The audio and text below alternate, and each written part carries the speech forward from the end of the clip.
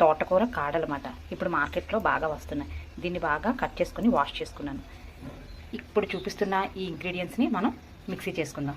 ఇందులో ఈ పసుపు ఆవాలు మిక్సీ చేసుకుందాం. ఇవన్నీ కలిపి మనం మిక్సీ పెట్టుకుందాం. ఆయిల్ వేసుకొని ఆవాలు జీలకర్ర వేసుకొని కొంచెం కరివేపాకు వేసుకోవాలి. అవి వేగుతుండగా మనం మిక్సీ పెట్టుకున్న మసాలా వేసుకోవాలి. మసాలా వేసుకున్న తర్వాత ఇది బాగా ఫ్రై చేసుకోవాలి.